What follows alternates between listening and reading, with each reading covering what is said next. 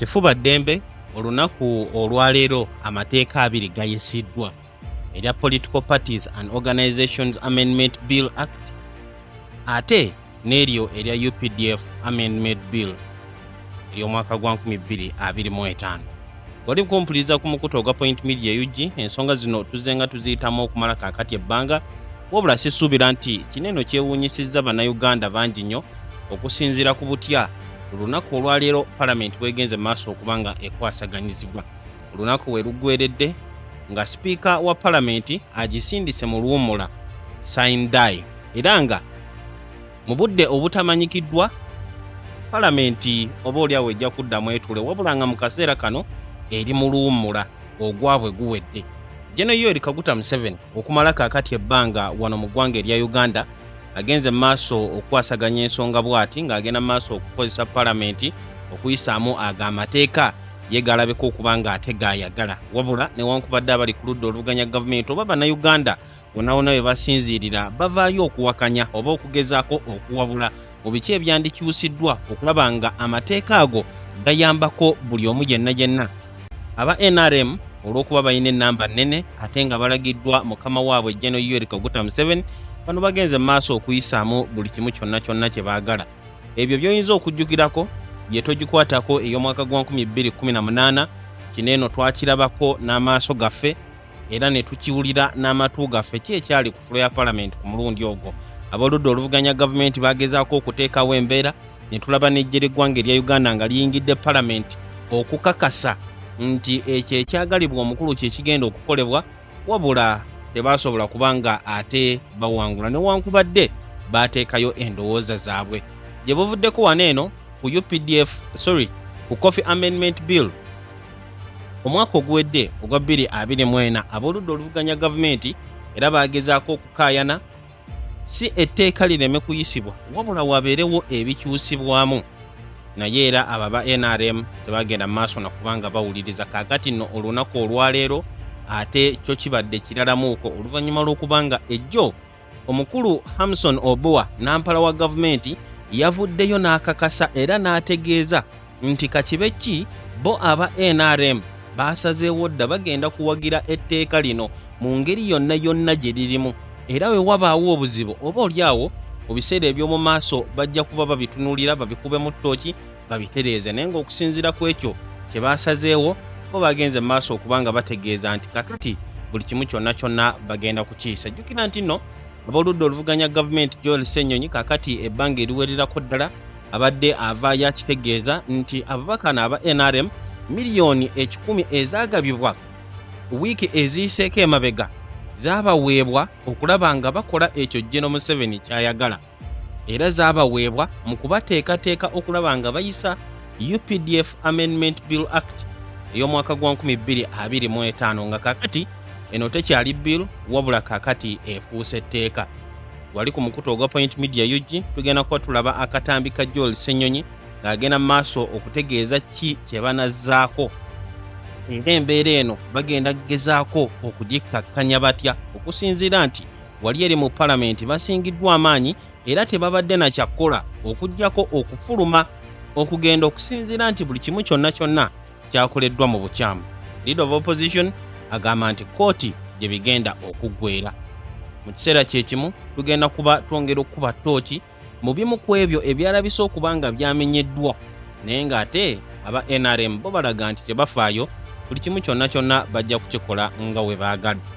Kakati nga details zonna tunakuba nga tuziyingiramu, nandiyagadde embere nga nkubuuzaako osiibye otya wonna osinziridde okuba nga oli mu kulaba omukutu ogwa Point Media UG. Olunaku olwaleero tukoze akatambi kano olw'egguloggulo era nja kusaba obeere nga ogumiikiriza okutegeera biki olaba tukoze essaawa zino, kitegeeza nti waliwo ate eby'omuzinzi bye tugenda okuba nga tukuba mu ttooki. Olunaku olwaleero Lwakubiri ennaku z'omwezi 2 tuli mu mwezi gwa Kotaano omwaka 2025. Njagala okwongera okukakasa naddala gwe yakatweyongako nti wano ku Point Media UG wogenda okufuna obubaka bwonna ate obwo obuli ku mulamwa era obwo obukulu mu biki ebitambula mu kisaawe eky'ebyobufuzi wano mu ggwanga erya Uganda. Kyolina okukola kyokka kwe kukwata essimu yo genda wali eri ku kibanja kyaffe kisangibwa ku mukutu ogwa YouTube Point Media UG, subscribinga, teekako notification bell, likinga, sharinga, ate era commentinga, tuberenga tutambulira wamu bulungi nnyo. Mu kiseera kyekimu njagala okujjukiza Ssaalongo Muwonge Lukwato omusawo w'ekinnansi okutegeeza nti gwe wenna ali eyo ng'olina ekizibu tokisirikira. Toleka nsonga yonna kunyiganga, ate osobola okugenda ewa Ssaalongo Muwonge Lukwata nakolako bulungi nnyo era ensonga zo ne ziteera. Asangibwa wali eri ekyaggwe mukono bw'ogenda okuba ng'omusanga, ate gwe atasobodde kumutuukira mu buntu, ennamba kojja okumujja eya Airtel eri nooti 750 nooti 4 M89, ate ya MTN eri nooti 780 nooti 467. Ye Ssaalongo Muwonge Lukwata omusawo ow'ekinnansi. Kakati nga bwe nkutegeezezza nti etteeka, in fact amateeka abiri ge gayisiddwa, wabula okusingira ddala Bannayuganda batadde nnyo ebirowoozo ku lya UPDF Amendment Bill ery'omwaka gwa 2025 nga bwe nkugambye nti kakati ento kyali bill olw'ensonga nti emaze okuyisibwa. Etteeka lino nga terinaba kuyisibwa lyasooka okusomwa wiiki ewedde. Ennaku z'omwezi nga 13 lwali lunaku lwakubiri era ng'olunaku olwaleero omwezi guno gwennyini ogwokutaano, ekitegeeza nti etteeka lino emitendera gyonna egyandibadde giyitibwamu okuliteekawo nga ddala mu butuufu okunoonyereza, okwebuuza, okukola enkyukakyuka na biki byonna ebyandibadde bikolebwa mu bbanga nga lya mwezi gumu n'omusobyo, byonna bikoleddwa mu nnaku 7 zokka. Ekimu ku ebyo ekitawaanye ennyo ab'oludda oluvuganya gavumenti nga beebuuza lwaki Mwami Museveni, lwaki aba NRM bagenda mu maaso okwasaganya ensonga bwe bati nga bakimanyi bulungi nnyo nti kye bakola kikyamu. First reading yaliyo ennaku z'omwezi nga 13, second reading ne third reading byombiriri bibadde mu lutuula olwalumu lwero lennyini era ne bagenda mu maaso okulaba nga baliisa. Leader of Opposition Joel Ssenyonyi ku nkya y'olunaku olwaleero ku ssaawa nga 4 yasobodde okubeerako mu Parliament awamu n'ababaka abawererako ddala ku ludda oluvuganya gavumenti, wabula bano tebagenze mu maaso na kugumiikiriza nga bategeeza nti kaakati bali mu kumanyiirwa bumanyiirwa okusinziira nti abakulu aba NRM babadde bamaliridde okuyisa etteeka lino kakibe ki newankubadde obudde babadde bakoledde obutono nnyo. Joel Ssenyonyi olwafulumye awamu n'ababaka abamu ku abo abaludda oluvuganya gavumenti bakoze olutuula lwa bannamawulire era mu lutuulo olwo ne bagenda maaso okutegeeza kiki kye bagenda okuzzaako. Katusooka tufuna akatambi kano katono nnyo ak'omubaka Right Honorable Joel Ssenyonyi ng'agenda maaso okuttaanya ensonga ate n'oluvannyuma tukomewo okulaba nga tweyongerayo. We have made our case. We have made every effort to try and appeal to the reason of the speaker, and she has failed. So we said, no, we are not going to be part of sanitizing a sham process. We chose to leave them to continue with their sham process, and we have taken a decision that we are going to court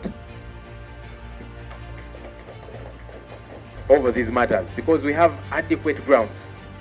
One, of course, Article 92 of the Constitution is being flouted. The decision of the Supreme Court is being disregarded, but true, there was no consultation. And you say these people are not smart. Even when you want to do something, you have an end in mind. At least you consult. Listen to the various views of different stakeholders. Then you can disagree with them. But first listen to them. They did not want to do that. I mean, in the past, we have been part of bills which we disagree with and so on, but we remain up to the very end, put out our minorities and so on. And then we say, okay, the majority have had their way, but the minority have had their say. In this case, they did not even want the minority to have their say. That's why we said we will not be part of that sham process. So we are going to court to raise these grounds. One, we are telling court, government and parliament for that matter is in contempt of a decision of court, the Supreme Court at that. Number two, due process was not followed. There was no consultation. Even the way the majority committee report was arrived at, it was sham. And that's the matter we want to take this matter to court and put the courts to the test. we did hear the government chief who said something very interesting, political or otherwise. He represents government. And one of these bills, the most controversial one, was a government bill, the UPDF amendment bill. He said, for us, we have decided that this bill is going to be passed in its form, in its shape, as it is. So, government, why did you then bring that bill to Parliament? If you wanted to pass it, why did you not just decree, like Idi Amin Dada used to do? Decree and say this is law. Because when you bring the bill to Parliament, that means you're going to subject it to scrutiny of members of Parliament, of committees, and different stakeholders. But they were saying, no, for us, we have decided it will pass as is. Meaning even the input of committees and other stakeholders was disregarded totally. We said, let's go to the House and raise this matter again. Olunaku olw'ejjo, Joel Ssenyonyi kennyini yatuusizza olutuula lwa bannamawulire era n'ategeeza bannayuganda nti tewaliiwo mubaka n'omu agenda kuva mu Palamenti newankubadde bannayuganda abamu babadde basuggestinga nti oba oliawo abaludde oluvuganya gavumenti bandibadde baboycottinga Palamenti. N'ategeeza nti ayagala ebigambo byabwe okuwakana kwabwe kubeere on record, naye ate we butuukidde enkya y'olunaku olwaleero okusinziira butya Joel Ssenyonyi bw'alabye ebibadde mu Palamenti, agenze mu maaso okusituka era n'akunga ne babaka banne ne bagenda mu maaso okutegeeza nti tebajja kugumiikiriza buyaaye buli mu kugenda mu maaso. Kakati gwe yali ku mukutu ogwa Point Media UG, okusinziira ku katambya ke tuva okuwuliriza, Joel Ssenyonyi ategeezezza nti balina emiwaatwa mingi nnyo gye bagenda okuyitiramu okulaba nga bawakanya ebyo ebiyisiddwa olunaku lwa leero, era ng'ategeeza nti bagenda kukozesa kkooti mu buli ngeri yonna gye banaaba basobodde okulaba nga bawakanya ebyo ebigenze mu maaso, okusingira ddala nga beesigama ku ky'okuba nga etteeka ne bannayuganda bonna mwe balina omutemwa okuba nga bawaayo kye balowoozaako, ekyo tekyakoleddwa. Era ababaka aba NRM bapapiriza buli kimu olw'okuba be balina ennamba ne bagenda mu maaso okuyisa etteeka nga emitendera emituufu tegiyisiddwamu. Kakati ensonga endala Joel Ssenyonyi gy'agenze mu maaso okwogerako yeeyebyo ebigambo omukulu Hamson Oboa bye yagenze mu maaso okuba nga ayogera olw'eggulo lw'olunaku olw'ejjo. Hamson Oboa yategeezezza nti okusookera ddala aba NRM bo baamaze okusalawo, n'olw'ensonga eyo tewaliiwo kigenda kukolebwa, ate aba NRM tebatya muntu oba kintu kyonna. Kakati Joel Ssenyonyi ng'etumulidde mu katambi agenze mu maaso okwebuuza lwaki baba bawuddiisa bannayuganda nga bagamba mbu ensonga bagitwala mu Palamenti kyokka ng'ate egenda kuyisibwa oba ejja kuteekebwa mu nkola ddembe kifuba oba kifuba ddembe. Kakati nno akatambi ako ak'omukulu nampala wa gavumenti nako tukayina bulungi nnyo, era tugenda kuba tukayisaamu era tugenda kuba tukakuba mu tooki. Wabula okusookera ddala nga tusooke tufuneko ku bulango bwa bakama baffe, ate n'oluvannyuma tubeere nga tukomawo okweyongerayo. Tugenda kuba tulaba n'amannya ag'ababaka abali ku ludda oluvuganya gavumenti abaatadde emikono gyabwe ku Minority Report, abaabadde bagaana ensonga eno okuba ng'eyisibwamu. Jjukira nti nno ku mulundi guli nga miliyoni 10 zigabiddwa, kyagambibwa nti waliwo abo abali ku ludda oluvuganya gavumenti abaafuna ensimbi ezo. Kakati okusinziira ku biri mu kuyitiŋŋana ku mikutu emitimbagano, olukalala luno olw'amannya nalwo luli mu kusongamu olunwe. Ngenda kuba nkomawo okwongera okunnyonnyola ne kutegeeza kiki ekiri mu kugenda mu maaso. Ssaalongo Muwonge Lukwata, omusawo ow'ekinnansi, akutegeeza gwe wenna ali eyo nga olina ekizibu oba ensonga ekusumbuwa, ensonga ya byabulamu, ensonga ya byansimbi, onoonyeza omulimu ne gubula oba akola bizinesi yo naye nga tetambula bulungi, ate gwali eyo nga n'ensonga ez'omukwano zikusumbuwa, osula teweebase. Ssaalongo Muwonge Lukwata agamba genda mu maaso obeere ng'omutuukira, asangibwe wali ekyaggwe mukono, agenda kuba akolako bulungi nnyo buli kimu kyonna ekikyo kibeere nga kitereerera ddala. Ennamba k'ogenda okumusanga bw'otesobodde kumutuukira mu buntu eya Airtel eri 0750 04 11 89 ate namba ya MTN eri 0780 100 467. Bantu ba Katonda mbalamusizaako mwenna amanya n'eddoboozi Ssaalongo Mwongere Kwata asangibwa eKyaggwe Emukono. Kola ku bizibu bino wammanga otereeza amaka, ensonga z'omukwano, obufumbo buganye, ezzadde liganye, oli mitala w'amayanja, empapula zaabula, otereeza lubaale wa kika aganye, balongo be bakuluma, oliko eddogo jangu ewange otereeze mu nsonga eyo. Aneetaaze nsangibwa Kyaggwe Emukono oba yita ku namba z'essimu zino wammanga 075000411 oba 078010046 ni ku WhatsApp kweri. Totya lugendo nga tonnalutambula. Mu kiseera kyekimu ng'okyekuumidde gwe nawe n'akyekuumidde ku Point Media UG, njagala okwongera okukujjukiza aba Fleming Streams bano nga ba software developing company abakola ku nsonga zonna ezikwatagana oba ezeekuusa ku bya software developing awamu ne software systems.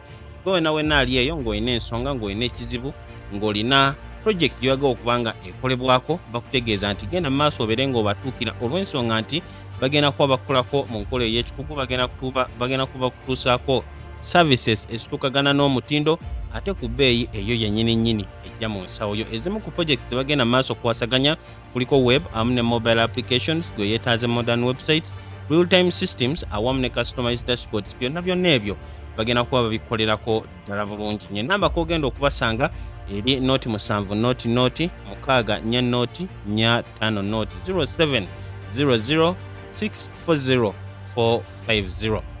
Eba Fleming Streams era nga ne email yaabwe kosobola obbaweereza obubaka eri flemingstreams@gmail.com. batuukirire nkukakasa nti ojja kuba ofuna ekyo ekisingayo era embeera ejja kuba ekutereezebwa. Okyali ku mukutu gwa Point Media UG, webale nnyo okuba ng'okyatambula naffe mu kisawo eky'ebyobufuzi otugenda mu maaso okuba nga tukuba ttooki ku biki ebisobodde okuba nga bibeerawo olunaku olwaleero. Sobola okutegeeza nti bannayuganda bangi nnyo bamenyeddwa emitima, bannayuganda bangi nnyo batidde ki ekigenda okuddiira oluvannyuma lw'okuyisibwa kwa UPDF Amendment Bill ey'omwaka gwa 2025. Kaakati lifuuse etteeka era ebyo byonna bye tuzzenga tuyitamu njagala okukakasa nti kaakati bigenda kuba biteekebwa mu nkola. Wabula nsobola okutegeeza nti ate ye omusanyufu ye General Yoweri Kaguta Museveni, omukulembeze w'eggwanga lino erya Uganda, eyavaayo n'alaga obusungu oluvannyuma lw'ensalawo eyo eya kkooti ensukkulumu ennaku z'omwezi nga 31 mu mwezi ogwa January omwaka guno gwennyini, bwe yategeeza nti abalamuzi si be bafuga eggwanga, bo kye balina okukola kutaputapusi mateeka, embeera buli kimu ekirala kyonna bakirekere ababafuga eggwanga. General Museveni nga kwotadde ne mutabani we omukulu General Muhoozi Kainerugaba bave ne bategeeza nti bagenda kukola buli kimu kyonna ekisoboka okulaba nga kkooti zino ez'amagye ziddamu okukola. Kaakati obudde obwo tulabika okuba nga tubutuuseemu, newankubadde abali ku ludda oluvuganya gavumenti bagamba nti bagenda kuba basobola era bagezaako okubiwakanya. Ndabyeko obubaka ku mukutu omutimbagano wano ogwa X, General Muhoozi ataddeyo okusiima abamu ku abo abasobodde okuyiwawo omubiri ng'enjogera y'ennaku zino bwegamba, basobodde okuyiwamu omubiri mu kuyisibwamu kw'etteeka lino. Ebyo tugenda kuba tubituukako, wabula okusookera ddala tubeere nga tulaba biki Joel Ssenyonyi byagenze mu maaso okwemulugunyako. Tegeezezza bwe tubadde tugenderako mu bulango bwa bakama baffe nti Joel Ssenyonyi yeewuunyiza ebigambo by'omukulu Hamson Obuwa, nampala wa gavumenti. Yavuddeyo okwogera olunaku olw'ejjo era nga yalaga nti NRM kye yasazeewo kigenda kubeera kyekyo bo ensonga bagenda kugiyisanga weeri, ebirala ebizibu byonna banaabitunulamu mu maaso. Katufune obubaka buno. But we have also agreed that in handling the bill as presented, our frontline commander will be the principal legal advisor of government constitutionally, that is the learned Attorney General. So if there are issues, we shall cross the bridge when we get there tomorrow. For now, we have agreed to support the bill as presented. I believe that from your own words, you have expressed that people did not turn up, but at least they were granted an opportunity to appear before the committee. If they did not appear, that one you cannot blame it on the committee or parliament. What you can blame on Parliament is that if Parliament had not granted the opportunity for stakeholders to appear as guided under the rules of procedure, you would fault. But in this case, an opportunity was granted. Even when I speak, the two committees are still meeting, and therefore, any Ugandan who would wish to appear and he or she feels that there is something he or she can contribute, I believe that the space under the rules of procedure is still there until the two committees report back to Parliament. Definitely, subject to the discussions that we shall have today, we will expect our members, definitely under the rules of procedure, as required always, to attend to any plenary sitting. This time round, you are aware that it is also a budget period. We have just passed the national budget. There are bills that should equally be handled by Parliament, and that primarily is our roles and responsibilities as members of Parliament. So we expect all the members of NRM to turn up as always. Oyo nno y'omukulu Hamson Oboa.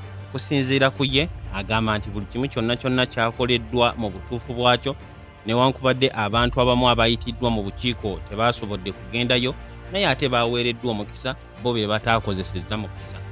Bannayuganda ab'enjawulo nga bayitira ku website ez'enjawulo babadde basobola okuvaayo okw'endowooza yaabwe ku tteeka lino. Era mu nkola ya demokrasi entuufu, Palamenti erina okuwuliriza ebirowoozo okuva mu bannayuganda olw'ensonga nti balina omutemwa mu ggwanga lyabwe erya Uganda. Wabula ekyo kirabika okuba nga tekyakoleddwa, bwe kiba nga kyakoleddwa tekyatuukiriziddwa bulungi, oba abantu ab'enjawulo okuva mu bibiina eby'enjawulo okuyitibwa mu bukiiko tekyakoleddwa, ekiba nga kyakoleddwa tekyatuukiriziddwa bulungi. Era twalabyeko n'aba NUP, omukulu David Subongoya ng'avaayo okwemulugunya nti tebaafunye budde okuba nga babaako n'ekyeboogera mu bukiiko nga aka Legal Parliamentary Affairs Committee okulaba nga bawaayo endowooza yaabwe ku tteeka lino. Kakati oyo y'omukulu Hamson Oboa yagamba nti buli kimu kyakoleddwa era baba NRM bamativu bulungi nnyo. Obubaka bwe mbadde nkutegeezaako bwe bw'omukulu General Muhoozi Kainerugaba ng'avaayo okuwaana omukulu ono Honorable Dennis Oboa oba Hamson Oboa. General Muhoozi apostinze ng'agamba nti my brother Honorable Dennis Oboa is a true disciple of the gospel of NRM. As our Lord Jesus Christ said, you shall know them by their fruits. Paraphrasing Christ, we the patriots say, we shall know them by their bracelets. Obwe bubaka General Muhoozi Kainerugaba bwagenze maaso okuba nga ateekayo. Kakati ensonga endala gye tugenda okuba nga tutunulamu lwe lukalala lw'amannya agaabo ku ludda oluvuganya gavumenti abasobodde okuteeka emikono gyabwe ku Minority Report.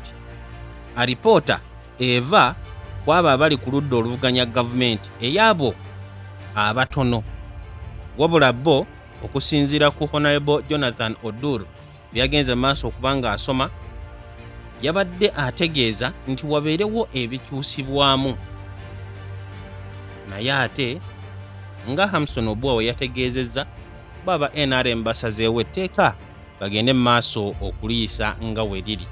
Kakati eyasookedde eddala y'omukulu Mathias Mpuuga, Medad Lubega Segona, Basalirwa Asuman, Richard Lumu, Katuntu Abudu, Nyeko Derek, Kiwanuka Abdallah, Sekitoleko Robert, Naboth Namanya, Santa Alum, Najjuma Sara, Niwagaba Wilfred, Kamugo Pamela, Peter Okeyo, Odur Jonathan, Betty Namboze Bakireke, Okot Batek Junior, Moses Olanya Gilbert, Adek Abuju, Nsanja Patrick awamu ne John Baptist Nambeshe. Olwe lukalala lwe twakafunako updates wabaawo abalala bataddeko emikono gyabwe tujja kuba tusobola obitutuusaako bulungi nnyo wano ku mukutu. Kakati ku nsonga eri eya miliyoni 10 gye nkugambyeko, amannya gano gaakakasizza abo abaavuddeyo okugaana ebyo ebyavudde mu majority report. Jjukira nti no Joel Ssenyonyi agyemulugunyizaako ng'agamba nti engeri gye yatuukiddwako olw'okuba baakikoze mu kupapirira byonna byabadde bikyamu. Kakati ab'oludda oluvuganya gavumenti abaasobodde okugaana beebo abalabikidde ku lukalala olwo. Kakati ekyo kitegeeza ki?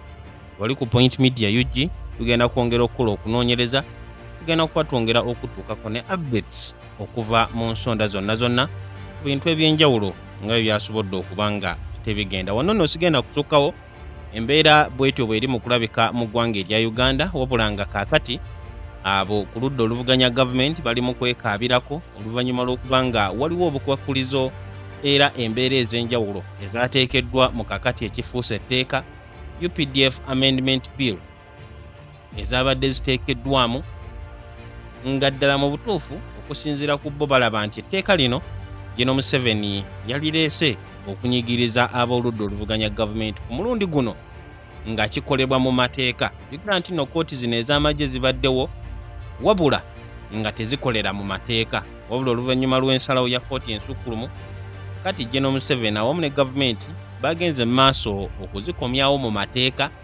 era bonna abanaakwatibwa bajja kuba bakwatiddwa mu mateeka era bajja kuba bawozesebwa mu mateeka. Tuyinza okulaba ssaawa yonna Dr. Kizza Besigye ng'addizibwayo wali eri e Makindye mu General Court Martial olw'ensonga nti omusango gwa prison ogwamuteekebwako oba ogwamusomerwa nagwo kwateekeddwamu mu bumu ku buwayi. Tuyinza okulaba bano abaggravated robbery ab'ekibiina ekya National Unity Platform Eddie Mutwe olunaku olwaleero n'alabikiddeko mu kkooti. Tuyinza okulaba Akirewo Kivumbi, Wakabi Smart awamu ne Mugumya Gaddafi bonna n'abalala bangi nnyo nga bateekeddwa mu kkooti zino ez'amagye, wabula ku mulundi guno nga kiri mu mateeka. Eyo y'enjawulo eriwo era ab'oludda oluvuganya gavumenti kye babadde beemulugunyaako. Kankwagalize olunaku olulungi, olw'eggulo olulungi, wonna w'oli mubeere bulungi era mweraba.